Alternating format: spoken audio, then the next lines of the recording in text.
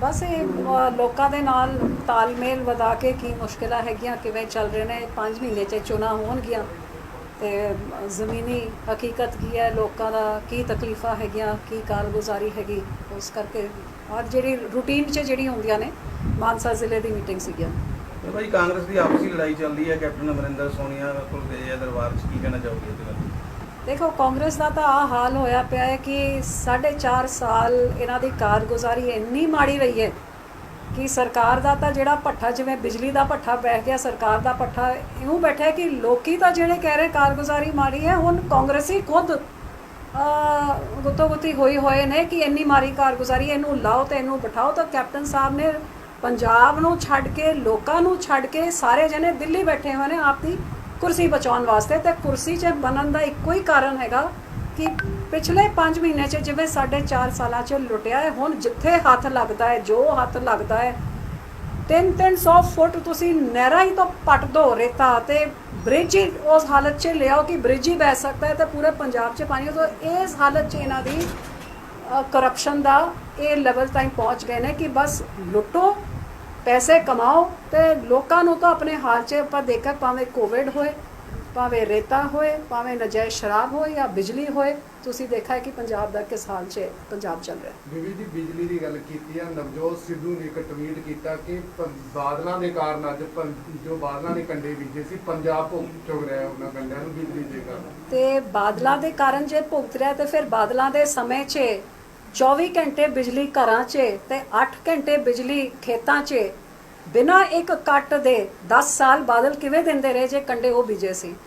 जिन्हां ने बिजली वधाई आमो आम की अज जिन्हां ने बिजली के कट लाते अज उन्होंने दोषी फिर दूजी गल जे इल्ज़ाम जिहड़े ला रहे हैं तो इन्हां नूं तां पावर मिनिस्ट्री कैप्टन साहब दे रहे सीगे जे असीं कुछ माड़ा कीता सी फिर आके सुधार क्यों नहीं कीता। हकीकत आ हैगी कि बादल सरकार ने जिथे 50 साल च 6000 मैगावाट बिजली की पैदावार पंजाब च सीगी ਜਿਹੜੇ ਅੱਜ ਦੇ ਹਾਲਾਤ ਨੇ ਇਸ ਤੋਂ ਵੱਧ ਕੱਟ 2007 ਚ ਲੱਗਦੇ ਸੀ ਤੇ ਅਸੀਂ ਲੋਕਾਂ ਨੂੰ ਵਾਅਦਾ ਕੀਤਾ ਸੀ ਕਿ ਤੁਸੀਂ ਬਾਦਲ ਸਰਕਾਰ ਬਣਾਓ ਅਸੀਂ ਬਿਜਲੀ ਆਮੋ ਆਮ ਕਰ ਦਾਂਗੇ ਤੇ ਆਨਸਾਰ 2 ਸਾਲ ਮਿਹਨਤ ਕੀਤੀ ਉਸ ਮਿਹਨਤ ਤੇ ਸਦਕਾ 6000 ਮੈਗਾਵਾਟ ਵਾਲੇ ਸੂਬੇ ਨੂੰ 13000 ਮੈਗਾਵਾਟ ਬਿਜਲੀ ਦੀ ਪੈਦਾਵਾਰ ਵਧਾਈ ਤੇ ਲੋਕਾਂ ਦੇ ਜਨਰੇਟਰ ਤੇ ਇਨਵਰਟਰ ਸਾਰੇ ਖਤਮ ਕਰ ਦਿੱਤੇ ਬਿਜਲੀ ਦੇ ਕੱਟ ਖਤਮ ਕਰ ਦਿੱਤੇ ਤੇ ਇਸ ਕਾਂਗਰਸ ਦੀ ਸਰਕਾਰ ਨੇ पिछले 4.5 साल 1 मैगावाट ऐड की करना है जिहड़े चलते चलाए बिजली के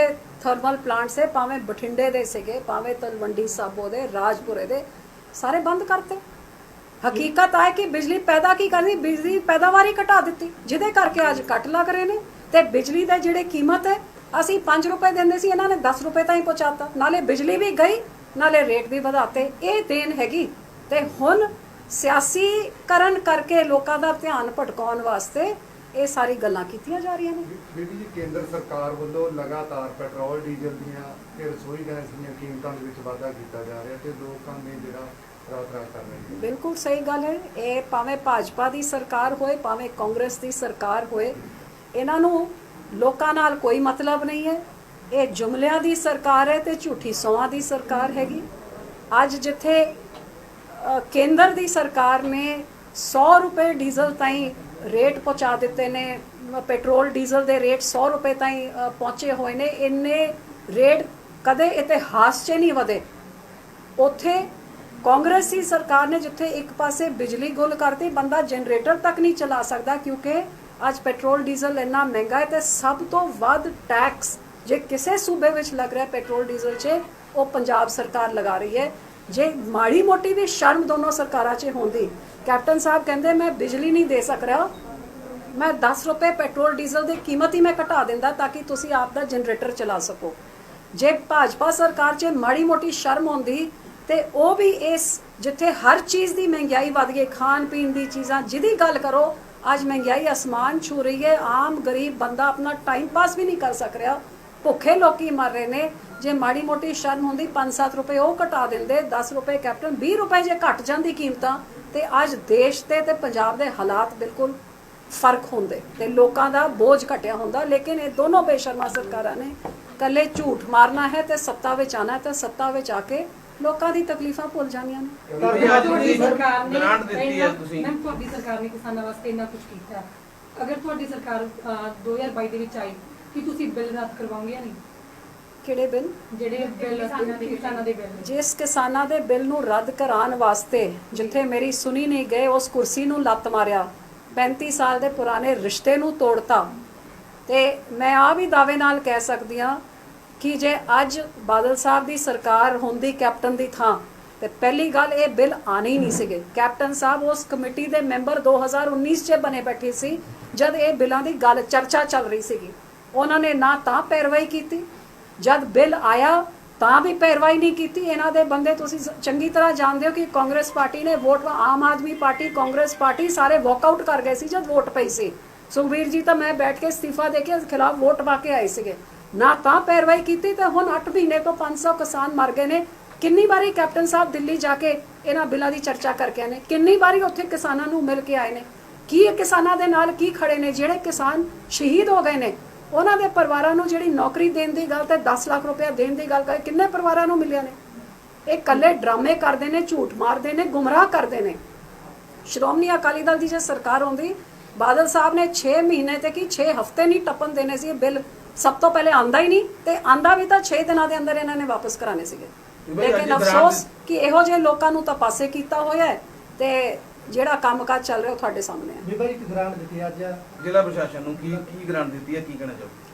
ਸੋ ਇੱਥੇ ਜਿਵੇਂ ਆਪਾਂ ਦੇਖਿਆ ਕਿ ਪੰਜਾਬ 'ਚ ਜਦ ਕਰੋਨਾ ਹੋਇਆ ਸਭ ਤੋਂ ਵੱਧ ਮੌਤਾਂ ਹੋਈਆਂ, ਤੇ ਇਸ ਬੇਸ਼ਰਮ ਸਰਕਾਰ ਨੇ ਇਹਨਾਂ ਮੌਤਾਂ ਨੂੰ ਰੋਕਣ ਵਾਸਤੇ ਜਿਹੜਾ ਇੱਕੋ ਇੱਕ ਤਰੀਕਾ ਕਿ ਵੈਕਸੀਨ ਦੇ ਨਾਲ ਲੋਕਾਂ ਦੀ ਜਾਨਾਂ ਬਚ ਸਕਦੀਆਂ। ਆਪਾਂ ਸਾਰਿਆਂ ਨੇ ਦੇਖਿਆ ਕਿ ਲੋਕਾਂ ਦੀ ਵੈਕਸੀਨਾਂ ਨੂੰ ਪ੍ਰਾਈਵੇਟ ਹਸਪਤਾਲਾਂ 'ਚ ਵੇਚ ਕੇ ਪੈਸੇ ਬਟੋਰਨ ਦਾ ਕੰਮ ਮੰਤਰੀ ਨੇ ਤੇ ਸਰਕਾਰ ਨੇ ਕੀਤਾ, ਤੇ ਕੈਪਟਨ ਸਾਹਿਬ ਨੇ ਕਲੀਨ ਚਿੱਟ ਦੇ ਕੇ ਕੋਈ ਉੱਥੇ ਕੁਝ ਨਹੀਂ ਕੀਤਾ। ਜਿਹਦੇ ਕਰਕੇ ਮੈਂ ਪ੍ਰਸ਼ਾਸਨ ਨੂੰ ਕਿਹਾ ਕਿ ਹੁਣ ਸਾਰੇ ਜਣੇ ਚਰਚਾ ਤੀਜੀ ਵੇਵ ਦੀ ਕਰ ਰਹੇ ਨੇ ਕਿ ਕਰੋਨਾ ਦੇ ਤੀਜੀ ਵੇਵ 'ਚ ਬੱਚਿਆਂ ਦੇ ਉੱਤੇ ਬਹੁਤ ਅਸਰ ਪਊਗਾ, ਤੇ ਸਾਡੀ ਕੀ ਤਿਆਰੀ, ਕਿਉਂਕਿ ਇੱਥੇ ਜੱਚਾ ਬੱਚਾ ਹਸਪਤਾਲ ਆਪ ਮੈਂ ਬਣਵਾ ਕੇ ਇੱਥੇ ਗਈ ਸੀ, ਸਾਡੀ ਸਰਕਾਰ ਨੇ ਬਣਾਈ ਸੀਗੀ, ਤਾਂ ਕਿ ਜਿਹੜੀ ਚੀਜ਼ ਦੀ ਘਾਟ ਕਮੀ ਪੂਰੇ ਜ਼ਿਲ੍ਹੇ 'ਚ ਸੀ, ਆਪਾਂ ਬਹੁਤ ਵਧੀਆ ਹਸਪਤਾਲ ਬਣਾਇਆ ਸੀ, ਉਹਨੂੰ ਆਪਾਂ ਕੀ ਕੁਝ ਕਰ ਸਕਦੇ ਹਾਂ। ਸੋ ਸਭ ਤੋਂ ਪਹਿਲੇ ਆਕਸੀਜਨ ਦੀ ਘਾਟ ਕਮੀ ਵਾਸਤੇ ਜਿਹੜੀ PSA ਪਲਾਂਟ ਵਾਸਤੇ 1.5 ਕਰੋੜ ਰੁਪਇਆ ਦਿੱਤਾ, ਉਹ ਪੈਸੇ ਹੁਣ ਕੇਂਦਰ ਤੋਂ ਆ ਗਏ ਨੇ। ਜਿਹਦੇ ਕਰਕੇ ਮੈਂ ਕਿਹਾ ਕਿ ਹੁਣ ਜਿਹੜਾ ਜੱਚਾ ਬੱਚਾ ਹਸਪੀਟਲ ਹੈ ਉਹਦੇ ਵਿੱਚ ਬੱਚਿਆਂ ਦੇ ਵਿੱਚ ਜੇ ਉਹਨਾਂ ਨੂੰ ਕਰੋਨਾ ਹੋਏ, ਕਿਉਂਕਿ ਉਹਨਾਂ ਦੀ ਮਸ਼ੀਨਾਂ ਅੱਡ ਹੁੰਦੀਆਂ ਨੇ, ਸਾਈਜ਼ ਛੋਟਾ ਹੁੰਦਾ ਹੈ, ਹਰ ਤਰ੍ਹਾਂ ਦਾ ਵੈਂਟੀਲੇਟਰ ਵੀ ਅੱਡ ਹੁੰਦਾ ਹੈ, ਸਭ ਕੁਝ ਅੱਡ ਹੁੰਦਾ ਹੈ, ਉਸ ਹਸਪਤਾਲ ਨੂੰ ਆਪਾਂ ਕਿਵੇਂ ਤਿਆਰ ਕਰ ਸਕਦੇ ਤਾਂ ਕਿ ਕਿਸੇ ਮਾਂ ਦਾ ਬੱਚਾ ਇਲਾਜ ਜਾਂ ਆਕਸੀਜਨ ਜਾਂ ਮਸ਼ੀਨ ਦੇ ਕਾਰਨ ਕਿਸੇ ਬੱਚੇ ਦੀ ਮੌਤ ਨਾ ਹੋਏ ਇਸ ਕਰੋਨਾ ਦੀ ਬਿਮਾਰੀ। ਜਿਹਦੇ ਕਰਕੇ ADC ਸਾਹਿਬ ਨੇ ਪੂਰੀ ਲਿਸਟ ਬਣਾ ਕੇ ਲੈ ਕੇ ਕਿ ਕਿਹੜੀ ਇਕਵਿਪਮੈਂਟ ਦੀ ਲੋੜ ਹੈ, ਉਹਦੇ ਵਾਸਤੇ ਤਕਰੀਬਨ 50 ਲੱਖ ਦੀ ਗ੍ਰਾਂਟ ਦੀ ਲੋੜ ਹੈ, ਜਿਹੜੀ ਮੈਂ ਉਹਨਾਂ ਨੂੰ ਦੇ ਰਹੀ ਹਾਂ। ਅਧਿਆਪਕਾਂ ਦੇ ਲਾਠੀ ਚਾਰਜ ਹੋਇਆ ਜੀ, ਰੁਜ਼ਗਾਰ ਮੰਗਣ ਗਏ ਸੀ ਕਿਹਨਾਂ ਦੇ ਉੱਤੇ? ਅਧਿਆਪਕਾਂ ਦੇ। ਬੜੀ ਸ਼ਰਮ ਦੀ ਗੱਲ ਹੈ ਕਿ ਇਹ ਸਰਕਾਰ ਜਿਨ੍ਹਾਂ ਨੇ ਘਰ ਘਰ ਨੌਕਰੀ ਦਾ ਵਾਅਦਾ ਦਿੱਤਾ ਸੀ, ਕਿਸਾਨਾਂ ਦਾ ਕਰਜ਼ਾ ਮਾਫ ਕਰਨ ਦਾ ਵਾਅਦਾ ਕੀਤਾ ਸੀ, ਬੇਰੋਜ਼ਗਾਰੀ ਭੱਤਾ ਦੇਣ ਦਾ ਵਾਅਦਾ ਕੀਤਾ ਸੀ, ਅੱਜ ਜਦ ਪੰਜਾਬ ਜਵਾਬ ਮੰਗ ਰਿਹਾ ਹੈ, ਜਦ ਮੁਲਾਜ਼ਮ ਜਵਾਬ ਮੰਗ ਰਹੇ ਨੇ, ਜਦ ਬੇਰੋਜ਼ਗਾਰ ਜਵਾਬ ਮੰਗ ਰਹੇ ਨੇ, ਤੇ ਫਿਰ ਭਾਵੇਂ ਟੀਚਰ ਹੋਏ ਭਾਵੇਂ ਕੋਈ ਹੋਰ ਵਰਗ ਹੋਏ, ਉਹਨਾਂ ਨੂੰ ਜਵਾਬ ਤਾਂ ਕਿੰਦਾ ਬਲਕਿ ਡਾਂਗਾ ਦੇ ਨਾਲ ਉਹਨਾਂ ਦੀ ਇਹੋ ਜਿਹੀ ਮਾਰਕੁੱਟ ਕੀਤੀ ਜਾਂਦੀ ਹੈ ਕਿ ਆਪਣੀ ETT ਟੀਚਰਾਂ ਬੀਬੀਆਂ ਨੂੰ ਦੇਖ ਲਓ, ਉਹਨਾਂ ਦੇ ਬਾਲ ਪੁੱਟ ਕੇ ਚੁੰਨੀਆਂ ਪੱਟ ਕੇ ਕੀ ਹਾਲ ਕੀਤਾ ਜਾਂਦਾ ਹੈ। ਤੇ ਨੌਕਰੀਆਂ ਆਪ ਦੀ ਕੁਰਸੀ ਬਚਾਉਣ ਵਾਸਤੇ ਜਿਨ੍ਹਾਂ ਦੇ ਕੋਲ ਕਰੋੜਾਂ ਦੇ ਗੱਡੀਆਂ ਚਲਾਉਂਦੇ ਨੇ, ਜਿਨ੍ਹਾਂ ਦੇ ਪੁੱਤ, ਉਹਨਾਂ ਨੂੰ ਨੌਕਰੀਆਂ ਦਿੱਤੀਆਂ ਜਾਂਦੀਆਂ।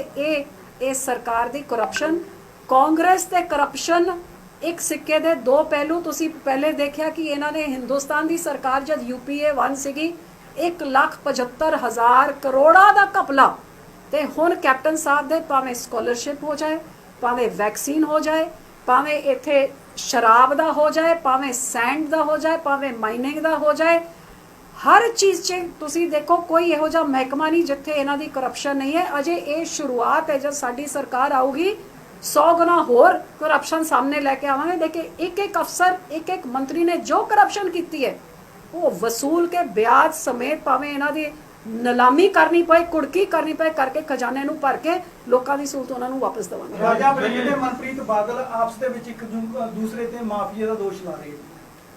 ਹਕੀਕਤ ਤਾਂ ਆਹੀ ਹੈਗੀ ਕਿ ਜਿਹੜਾ ਉੱਥੇ ਬਠਿੰਡਾ 'ਚ ਜਿੱਥੇ ਮੈਂ ਬਠਿੰਡਾ ਥਰਮਲ ਜਿਹੜਾ ਗੁਰੂ ਸਾਹਿਬ ਦੇ 500 ਸਾਲਾਂ 'ਚ ਗੁਰੂ ਨਾਨਕ ਸਾਹਿਬ ਜੀ ਦੇ ਨਾਂ ਦਾ ਥਰਮਲ ਬਣਾਇਆ ਗਿਆ ਸੀਗਾ, ਉਹਦੇ ਵਾਸਤੇ 550 ਕਰੋੜ ਰੁਪਏ ਨਵੀਨੀਕਰਨ ਵਾਸਤੇ 2014 'ਚ 9 'ਚ ਮੈਂ ਆਪ ਲੈ ਕੇ ਆਈ ਸੀ ਐਜ਼ ਮੈਂਬਰ ਆਫ ਪਾਰਲੀਮੈਂਟ।